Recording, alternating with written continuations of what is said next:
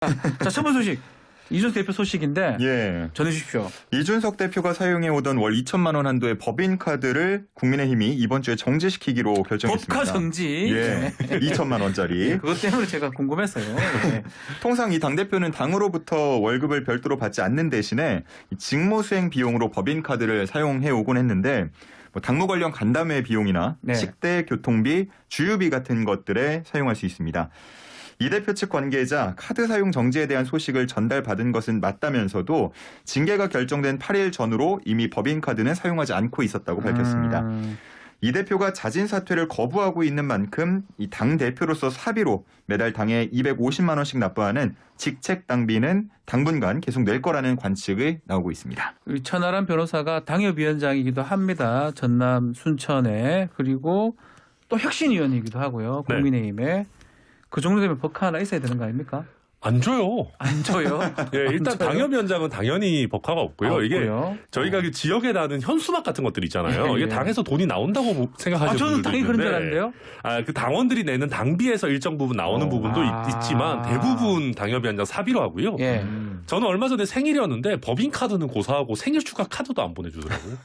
저도 못 보냈네요. 죄송합니다. 아닙니다. 죄송합니다. 됐습니다. 네. 아니 그러면 그냥 공적인 거는 법카로 하는 게 맞는데 어쨌든 간에 지금 당원권 정지는 중징계 떨어진 거고 네. 법인카드가 정지됐다. 이거는 조금 오보에 가까운 거네요. 그러면. 아닙니다. 일단은 이준석 대표 같은 경우에는 예. 당원권 정지가 된 상황에서는 당대표의 직무를 수행하는 것이 아닙니다. 그러니까 법인카드는 말 그대로 공적 업무에 써야 되는 것이고 이준석 대표가 지금 상황에서 뭐 예를 들면 당원들을 만나서 간담회를 한다라고 한들 법인카드를 쓰기에는 굉장히 애매한 상황입니다. 그러니까 문제가 될 수 있는 우리가 거죠. 일반적으로 아는 거래 정지를 하는 그 도난 분실했을 때 그런 의미는 아니라 그런 의미는 아니고 그런 의미가 본인이 알아서 안 쓰는 그렇죠. 거네요. 실제 이준석 대표 입장에서는 징계가 나오자마자 예. 사용을 정지했다는 것이고 그리고 이런 보도들이 제가 봤을 때는 조금 이준석 대표 입장에서는 기분이 안 좋을 수 있을 것 같아요. 그래서 카드를 정지를 시킬 이유가 뭐 있어요? 그냥 카드 쓰지 말라고 얘기하면 되는 거예요. 아마 그런 정도인 것 같고요. 또 한 가지는 이게 이제 법인카드 2천만 원 이렇게 나오니까 이준석 대표가 어마어마한 돈들을 펑펑 쓰고 다니는 느낌을 주는데 네. 실제로 한도가 2천만 원이라는 것이고요. 제가 당에 있는 당직자들한테도 물어봤는데 이준석 대표가 원래 그렇게 많이 쓰는 스타일이 전혀 아니랍니다. 그리고 실제로 과거 당대표들에게 제공됐고 이준석 대표도 제공받을 수 있는 뭐 당대표 차량이라든지 기사라든지 이런 것도 전혀 쓰지 않고 뭐 개인적인 용도로 쓴 게 만약에 있었다면 그걸 가지고도 또 징계하지 않았겠느냐. 오히려 저한테 반문하더라고요. 당직자가. 네. 자, 그러면 좀 그런 게 특별 당비는 내야 되잖아요. 250만 원. 이건 어떻게 됩니까? 이건 돈은 못 쓰고 돈만 내고. 이게 좀 너무한 거 아니에요? 그러니까 뭔가 당대표 뭐 이게 직책 당비 또 이것도 받아가고 뭔가 좀 이상한 것 같긴 합니다. 근데 이제 이거는 근데 또 뭐라고 하긴 좀 그런 게 이준석 대표 스스로가 당대표의 지위를 내가 가지고 있다라고 일단 주장하고 있기 때문에 이 대표가 내려고 하는 뭐 그런 의도도 있을 겁니다. 속상할 것 같아요. 뭐 쓰지는 못하고 의무는 또 다 해야 되고 뭐 이런 뭐 상황인데 뭐 개인적인 부분이고요. 어쨌든 간에 SNS 글을 보니까 월요일 당원 가입하기에 아주 좋은 날이다. 네. 또 SNS 글을 올렸습니다. 제가 그래서 어제도 올릴까 화요일에도. 근데 화요일은 당원 가입하기 좋은 날이 아닌가? 생각했는데 뭐 매일 올리는 건 좀 그러니까. 어떤 뜻입니까 그게? 일단 몇 가지 정도로 해석이 됩니다. 첫 번째로는 분당이나 탈당은 없다라는 거를 선언을 했죠. 왜냐하면 이 당 안에서 지속적으로 활동해 나가겠다라는 것이고요. 두 번째는 2030 세대가 이준석 대표에게 안 좋은 일이 있을 때 탈당을 하는 일들이 많았습니다. 과거에 이제 윤석열 당시 후보와 뭐 분쟁이 있거나 이럴 때 탈당을 했었는데 이준석 대표 입장에서 이건 굉장히 아쉬운 일이거든요. 특히 저희 당의 당원 구성이 좀 6070 이상의 편중돼 있는 게 있어서 이게 당원 구성이 좀 더 합리적으로 돼야 되는 것도 있고 또 한 가지는 저는 이 세 번째 해석은 아직 조금 뭐 확실하다고 보진 않는데 사법적인 해결을 모색하지 않는다면 다음번 전당대회 출마라든지 이런 식으로 해서 정치적인 명예 회복을 또 시도하려는 포석이 깔린 게 아니냐라는 얘기까지 일부에서 나오는데 저는 여기까지는 아직은 잘 모르겠습니다. 뭐 예컨대 뭐 다시 당대표 도전한다 이런 말씀. 그렇죠. 그런 얘기를 일각에서 하더라고요. 근데 뭐 그거는까지는 해석이 안 되는데 제일 궁금한 게 이제 뭐 언론에서는 자꾸 우리 천하람 위원장을 자꾸 이핵관이라고 분류를 하는데 저는 뭐 그건 아니라고 믿고 있습니다. 아니 그거 뭐 이핵관이 뭐 꼭 나쁜 건 아닙니다만. 뭐 나쁜 거 아니에요. 뭐 핵심 관계자 있는 건 당연한 그러니까 거니까. 이준석 대표와 관련해서 목소리를 내주시는 분들이 많지 않습니다. 그러니까 이제 특히 현역 의원분들 같은 경우는 뭐 손에 꼽을 정도고요. 뭐 거의 없어요. 그래서 저도 이준석 대표와 사적으로 그렇게 가깝지는 않습니다만은 비슷한 세대고 또 정치적으로 비슷한 어떤 관점들을 공유하는 부분이 있다 보니까. 그래서 지금 이 상황에서 주말간 또 지금 월요일, 화요일,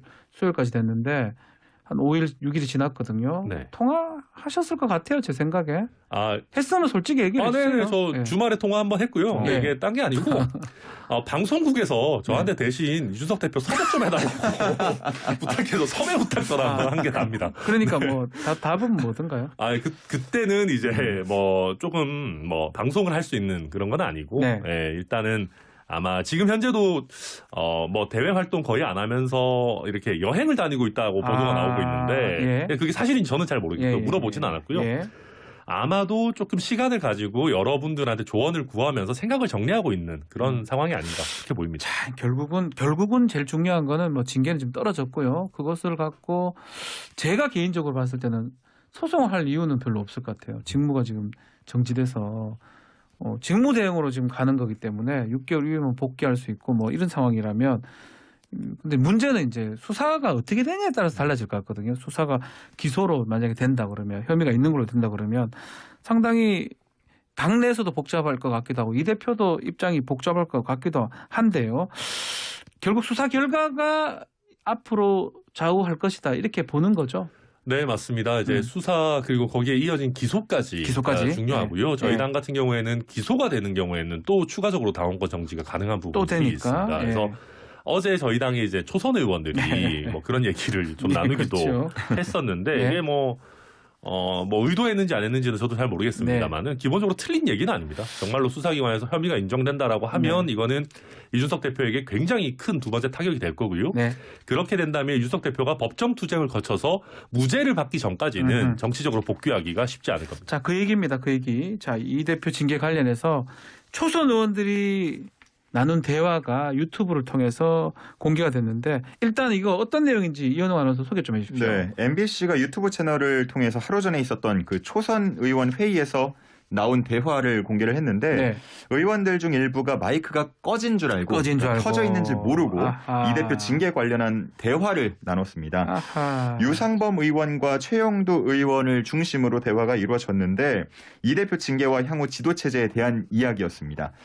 이 과정에서 뭐 요약을 하자면 결국에는 뭐 재징계를 그냥 할 수는 없고 뭐 기소가 되거나 공소시효가 지나도 처벌 못해서 이제 범죄 정황을 인정하는 그런 경우에 뭐 징계 다시 해야 되는 거 아니냐, 다시 한번 또 논의를 해야 되는 거 아니냐, 뭐 이런 얘기였는데요.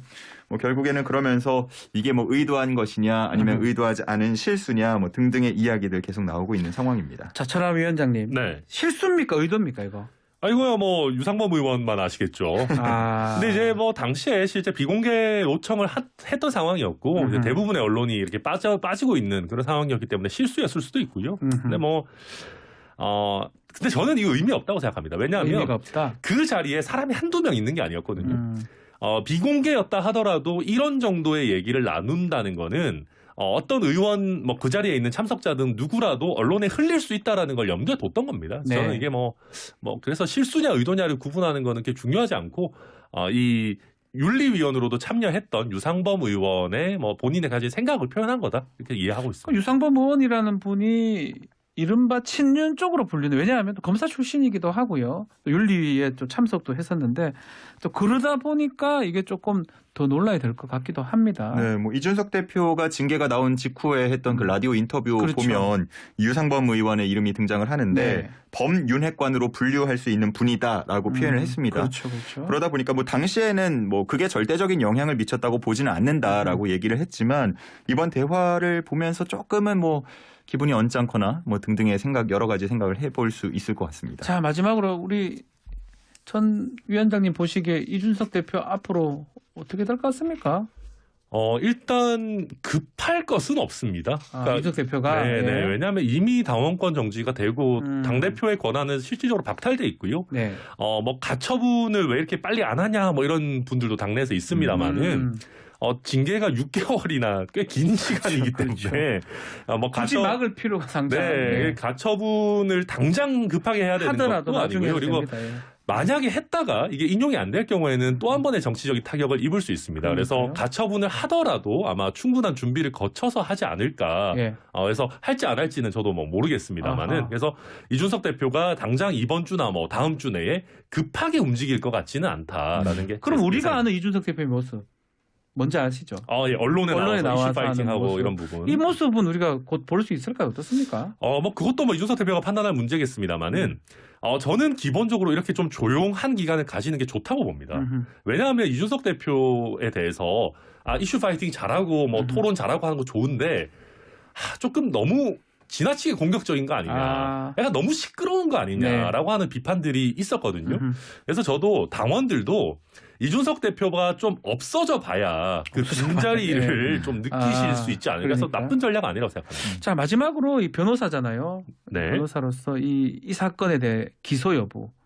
유상범 의원은 저렇게 얘기를 했지만 어떻게 보십니까? 법리적으로만 따진다면 저는 기소하기가 쉽지 않다고 봅니다. 만약에 이게 일단 지금 한 8, 9년 정도 지난 일이지 네. 않습니까? 그리고 실제 이때 당시에 그 자리에 있었다라고 하는 예를 들면 뭐 접대를 제공했던 사람들이나 이런 분들이 적극적으로 막 엄청 나왔는지 제가 조금 의문이고요. 물론 한두 사람 있죠. 장모 씨나 네. 이런 사람들. 그리고 이때 당시에 관한 객관적인 증거들이 많이 남아있지는 않는 것 같습니다. 그랬다면 윤리위 과정에서 나왔겠죠. 그래서 법리적으로는 기소하기가 쉬운 사건은 아니다. 저는 그렇게 보고 있습니다. 알겠습니다.